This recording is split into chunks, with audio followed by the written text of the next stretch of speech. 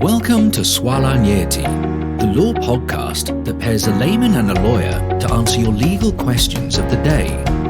Swala Nyeti is sponsored by the law firm of Kwetu and Company Advocates and is intended for educational purposes only. Welcome to episode 38 and a brand new week. I am the lawyer, aka Wakili Harry Karanja. And I am the layman, Gashao Patrick. Hey Gashao, how is your week started out? It's a new month. Mm-hmm. If it's a new month, you know I must have gone for a hike. So you do this every month? Every first Saturday of the month. And again, you failed to call me. I forgot. My apologies. So where did you go this time? Tigoni. Okay. Tigoni is not very far. Why would you go hiking? It has these very lush tea plantations you can walk through. Oh, okay. And then waterfalls. It has many waterfalls. So we went to that one. Sounds really nice. Oh, yeah. Very chill. Very family friendly. Can come with your child. Clearly, you don't like Wakilis there. I will invite you next time. Hopefully, after this week's episodes, I will have earned that right. Anyway, Let's see. What do we have for today? First Monday of the new month, we are doing business law. It's interesting. I think the little law I ever did, I enjoyed business law a lot in school. When you do accounts, they teach you business law.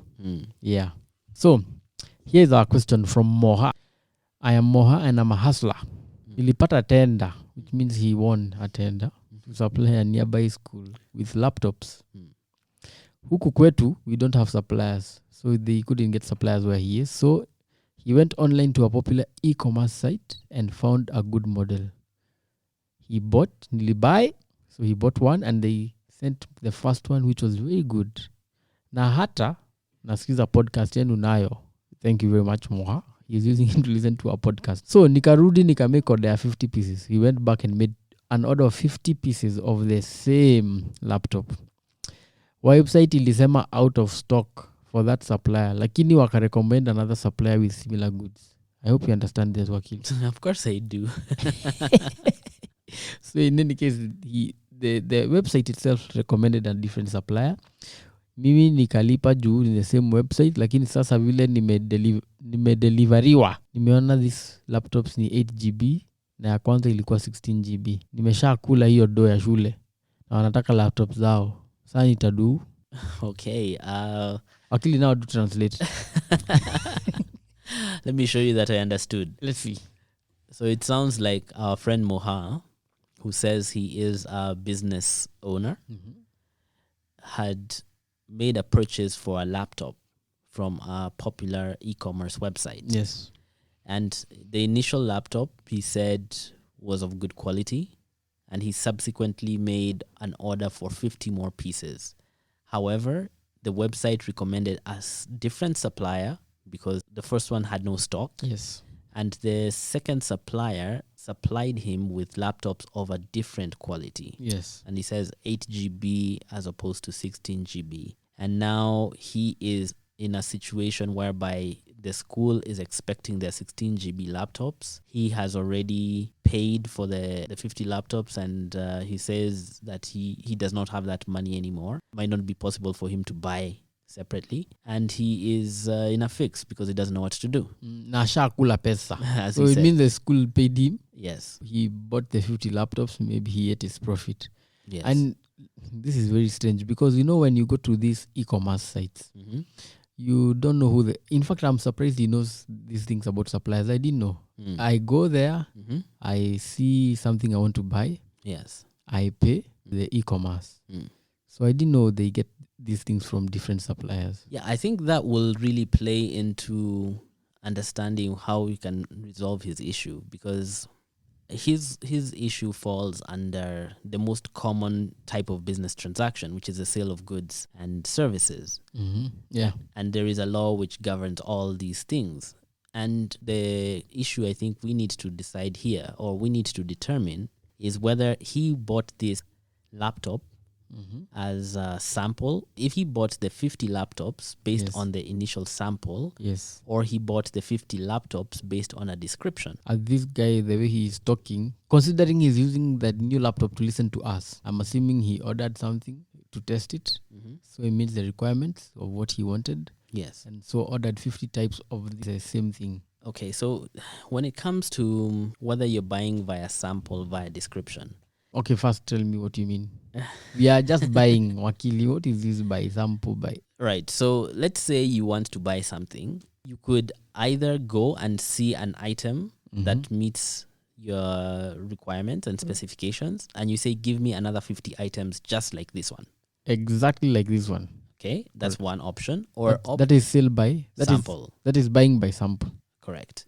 Alternatively, you could simply say, or you could give a description of what you want. So you want an item that is A, B, C, D. That one, you don't have a sample initially, but you have given a description of what you want. Okay, that is the difference between Kenyatta Avenue and Tomboya.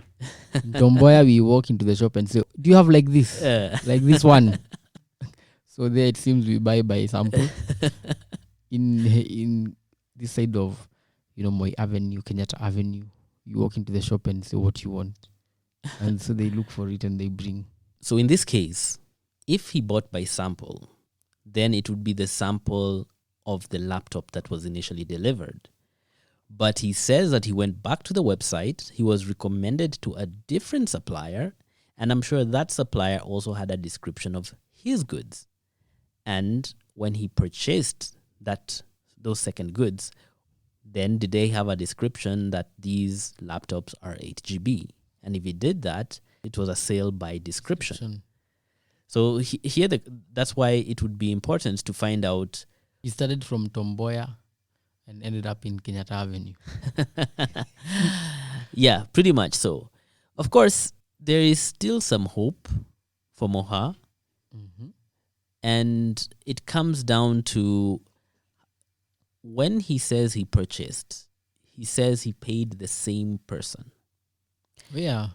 So as much as he's talking about different suppliers, is the seller the suppliers, or is the seller the e-commerce site? This one is where in Tomboya now, you walk in, you say, do you have this? They tell you, yes, let us go pick it from the store. Then they run away with your sample. They go to other shops, they bring everything together, they come, okay, here you go. So if the so you don't know which shop it came from. You paid one person, but he bought from 50 other shops. So look at this situation here. If the first time he asked for a laptop with 16 GB and he was able to purchase a 16 GB laptop through supplier A on the same e-commerce website. The second time he comes in, he asks for that same laptop, but the e-commerce site tells him, no, why don't you use supplier B? Yes. But supplier B's laptops are not the same quality. So you have to understand that normally there is no implied warranty or condition as to the fitness of any goods for a particular purpose. No, tell it to me in English now.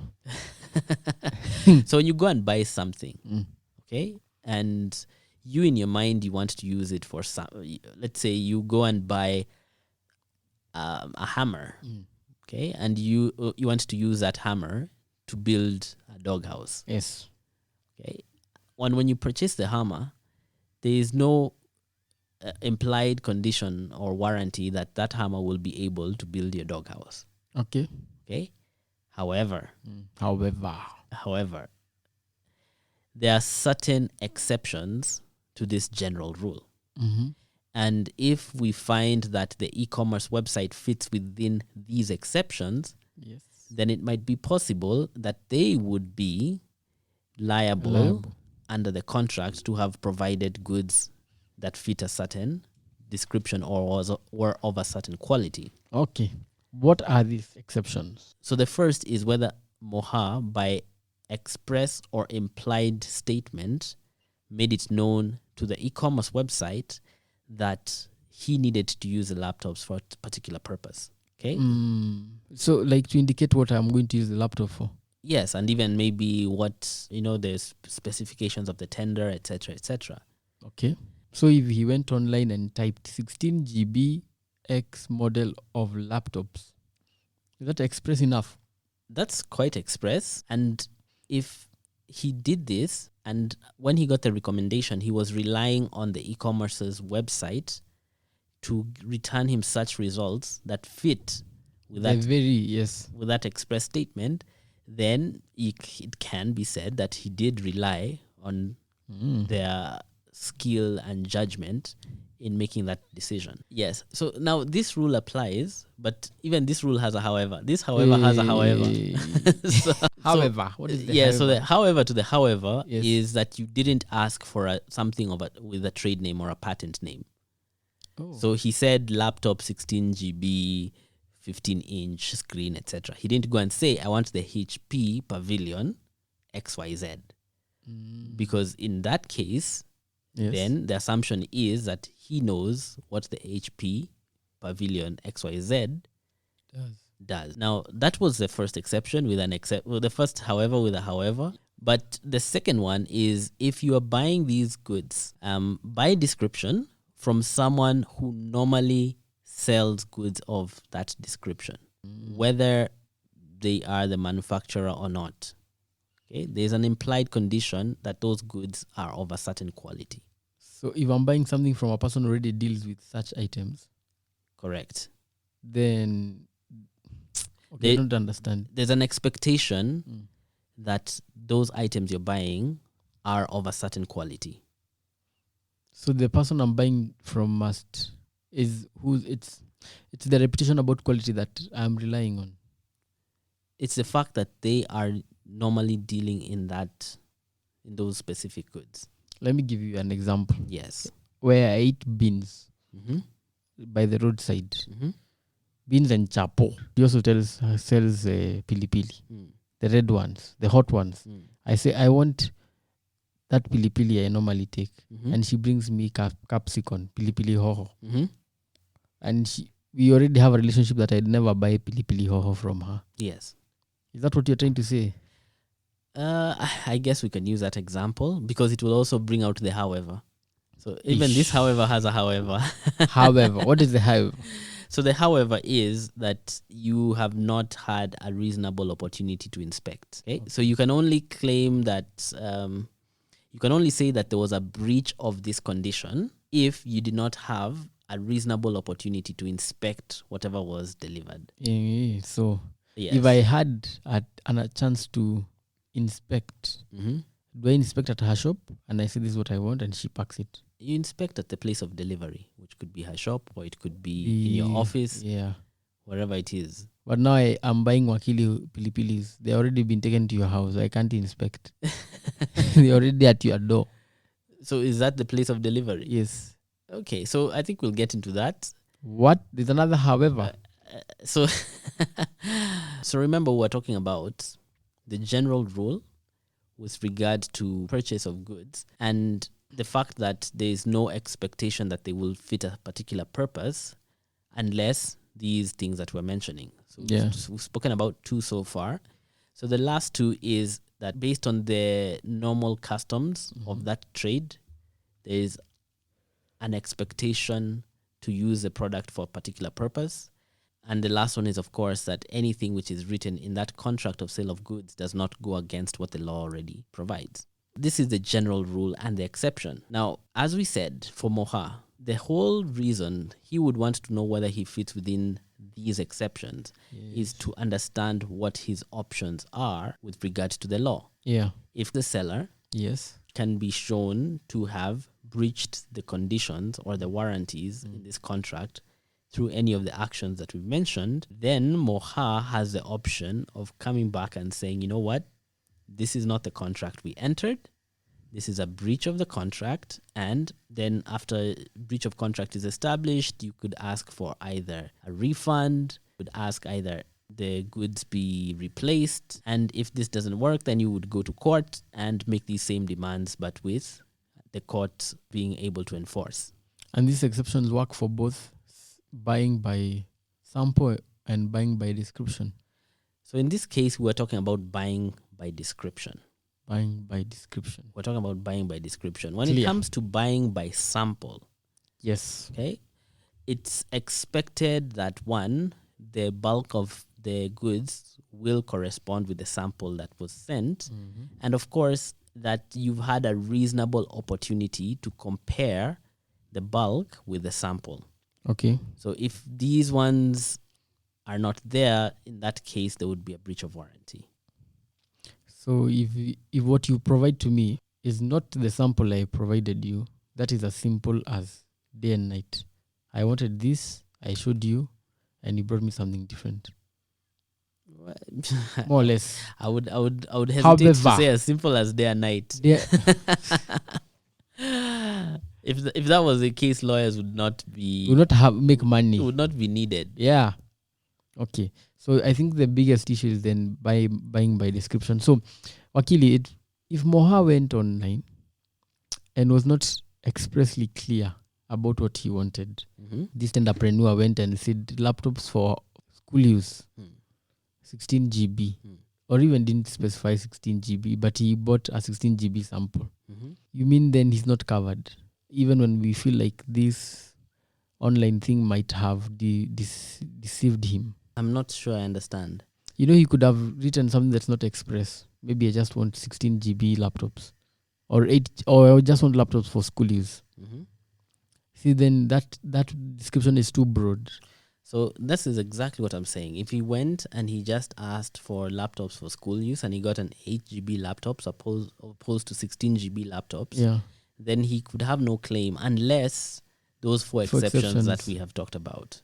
Wakili, then it appears that Moha's goose is cooked. He already ate the money. He does not have the laptops that he wanted 16 GB. He has 50 pieces of 8 GB. What does he do now?